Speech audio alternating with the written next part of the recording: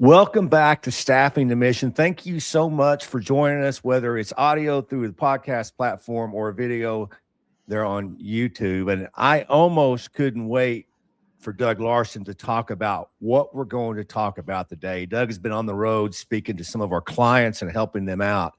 And I almost couldn't wait for him. And we're going to talk today about the Los Angeles Police Department and all the news stories that have been hitting, talking about their recruiting crisis. But before we get to that, Doug Larsen, how are you doing, sir?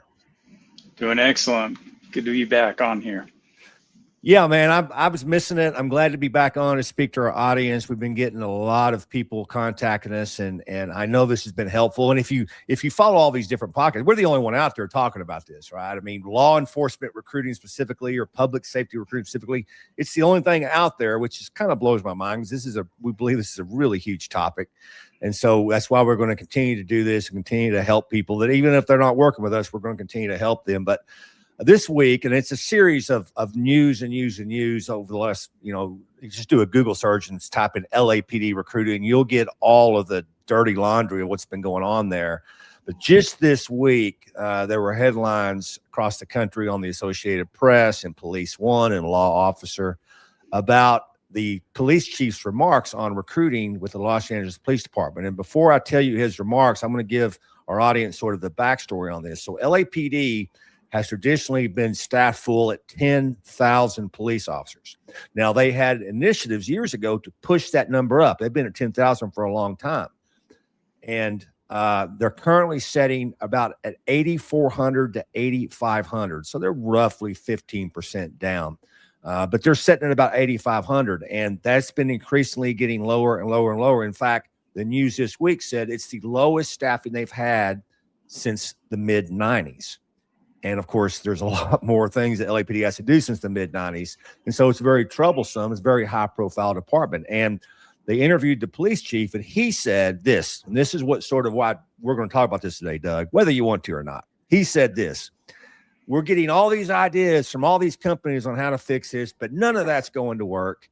We just need young people to put in an application. So let's just stop right here, Doug. I'm not sure that's going to cut it, right? Like just the chief on camera going, hey, young people, put in an application. Do you think that's going to work? Not nowadays. It's not going to work. Maybe 30, 40 years ago, he's got a better shot at that one, but not now. Well, I'm going to take our audience back at least a couple of years. It may have been close to 3 years now, Doug, and you and I were sitting in a room and we got notified of an LAPD request for proposal for recruiting. And we opened this document up together. We both have friends at LAPD and associates at LAPD. So we'd love to help LAPD. And we opened up the document that basically lined out, I believe they were at like 8,700, 8,800. They were down about 1,000 officers back then. Of course, it's worse now. It was just what's going to happen when you don't fix this. And it said it was a recruiting RFP, but this document talked about TV advertising and billboards and all these things. If you've listened to this show, we tell you does not work. Now, we don't say that because we're trying to make money. We would make a lot of money, Doug, if we sold those products. I mean, the upsell on those products is tremendous, right? And there's very little work. I mean, you can charge 6 figures to produce a television commercial, and then you upcharge through the TV rights and through the streaming rights. So if they charge you, let's say, $10,000, you charge the client $30,000. They don't know any difference. That's the way these advertising companies work. And this request proposal for recruiting was written in a way that it wasn't going to help recruiting. And we didn't even attempt to bid on it because we recruit. Well, our services solve recruiting.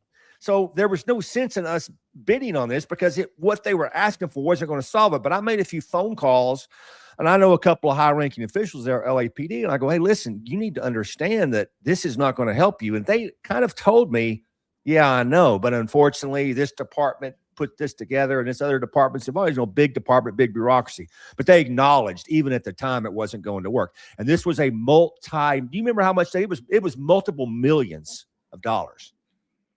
Yeah, it was quite a large contract. And You know, that was a few years ago, and I think everybody's been able to track the results off that too. Yeah, that's a very nice way of saying it. But even more tragic was a lot of other large departments basically mirrored them. They said, oh, LAPD's doing this. We'll do this. And of course, we were talking to a few of those departments and we said, that's not going to work, but LAPD's doing it. So here we are. I'll bring you up to modern day, or it's 3 years later, and now they are in crisis mode. They are talking about they don't know if they can perform security for the Olympics.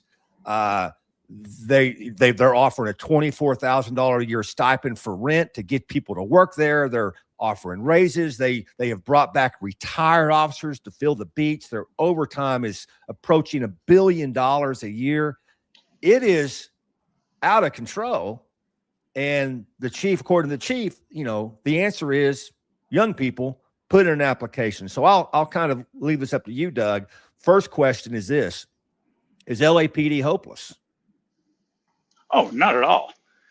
No, LAPD can be fixed, and we've seen that as other departments too. And it needs a little bit of a mindset change and a change in the approach to how you're getting candidates and keeping those candidates within your system all the way to application. But they're far from unfixable. In my mind, LAPD would be very easy to recruit for. First off, it's the Los Angeles Police Department. You have all that history. Obviously, it's a wonderful city, wonderful area. I mean, as a young boy in Arkansas, I mean, I looked at LAPD and thought, man, that'd be a cool place to work. So you could recruit nationwide and pull people into LAPD. And it's really a stark contrast to what we're seeing overall, that the most high-profile agency in the country, them and NYPD, they're struggling mightily when it should be the easiest. And when I would say this, we've had some very difficult projects with clients. I mean, places that get very, very cold in the winter, that's not real nice to be living in. And they've been down hundreds of people, and we've brought them back in a relatively short period of time. It's just about understanding what recruiting is, putting the pieces together. But you mentioned something, Doug, the mindset, because we can tell an agency, do this, do this, do this. But if they just flat out refuse to do it, it's going to hurt that agency, will it not? Oh, it definitely does. And that's probably the biggest thing that we're seeing, is getting law enforcement agencies, public safety departments to modernize the whole approach and the recruiting system that they have. And you're not going to get new results and great results if you're going to go off an archaic system of contacting people, capturing information, communicating with folks. And that's where the breakdown is. They need to update the system, change the mindset. I understand where the chief's coming from. I'm sure they get hit with lots of ideas from different companies, and they've tried a few things, but I think the real answer is to vet out and go with proven systems that do work, yeah, proven approaches, and it's fixable. There are a lot of people that still want to be in law enforcement, but law enforcement's got to make it easier for them to be in law enforcement.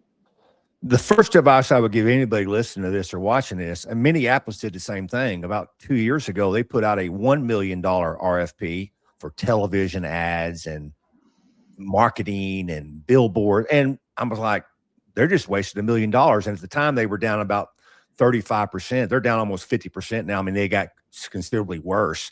Obviously, a department we've been helping for years now, Philadelphia, spent $3 million on a similar marketing-centric campaign. They got worse. That's not us. That's Captain Walker there at Philadelphia that tells us this. And he very publicly, very courageously, because he's acknowledging a failure from the department, that we spent $3 million and our recruiting got worse.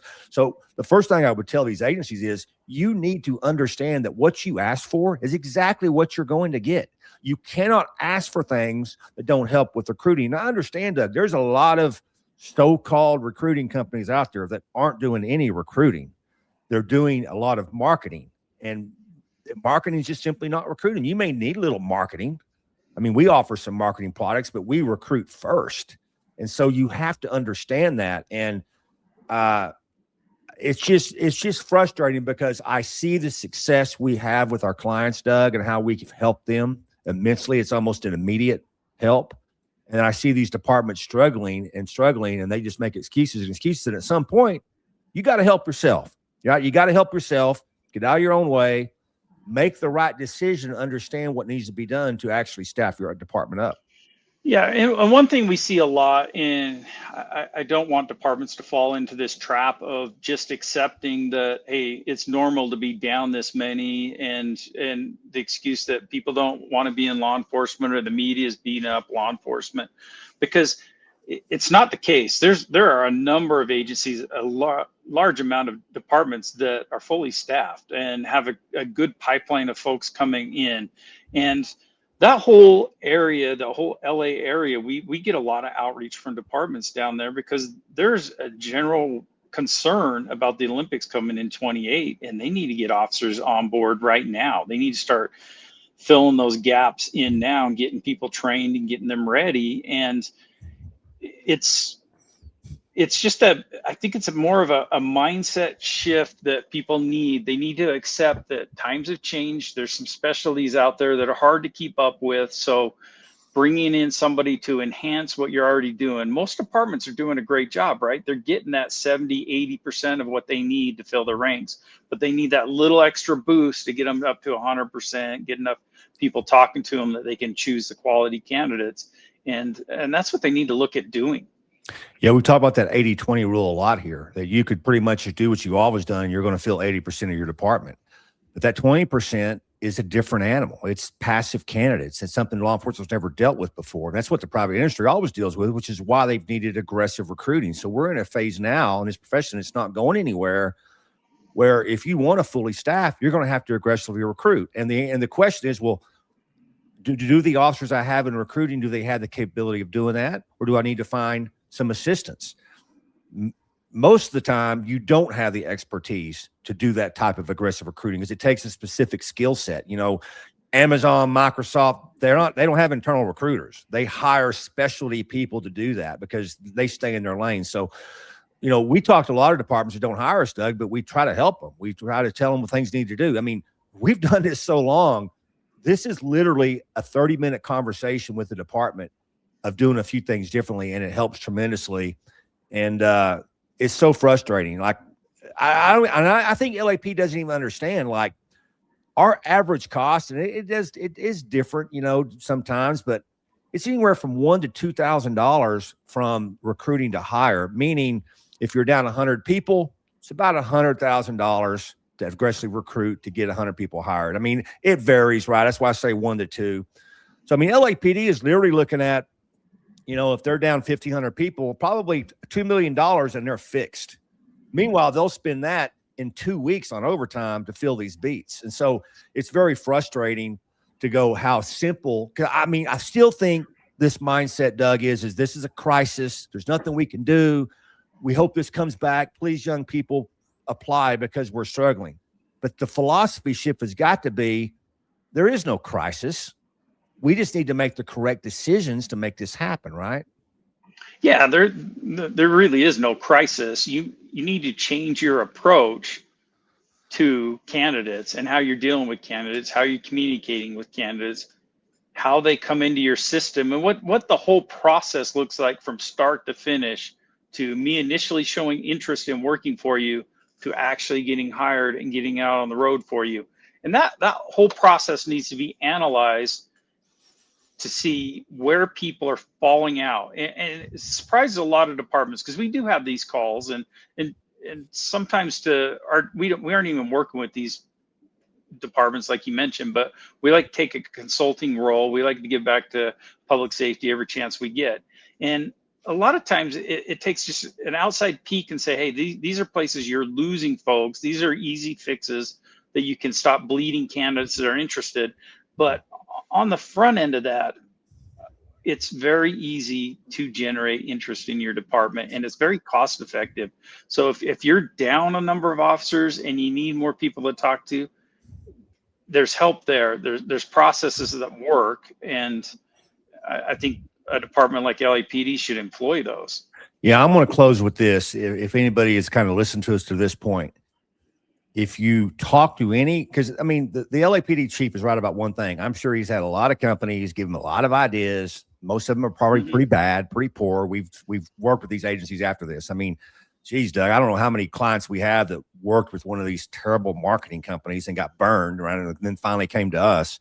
Is I would say, whoever you're talking to, just ask them, here's how many we need to hire. Tell me what you think it's going to cost to make this happen. I don't want to hear about website impressions or billboards or no. How many people are you sending me? How many applications are you going to send me a month? How many? How many are you going to send me in a year? Like, if they can't tell you that, they are clearly not a recruiting company. They're just a marketing company that is going to take your money, and you're not going to see real results. Yeah, there's a big difference between generating interest in, say, your website and generating actual names that are interested in working for you. Those are two completely different things. And it's very, very easy to get people to look at your website. Yep. Very easy to get people to follow your social media. Those aren't the people that are going to apply and come in. So we're not even talking about the same thing when it comes between what marketing's doing and actually going out and recruiting and handing over names of people that are interested, and they're filtered and they meet the qualifications and they're ready to go. Yep. Good stuff. We certainly wish LAPD well and any other agency struggling. We'd be more than happy to speak to anybody just to talk to them. We're not going to give them a big sales pitch, but we've done this long enough to know exactly what it's going to take to staff up. And if they're truly interested in that, it's worth a quick conversation. So Doug Larsen, thanks for being with us again. And if you've been watching, you've been listening, thanks for being here.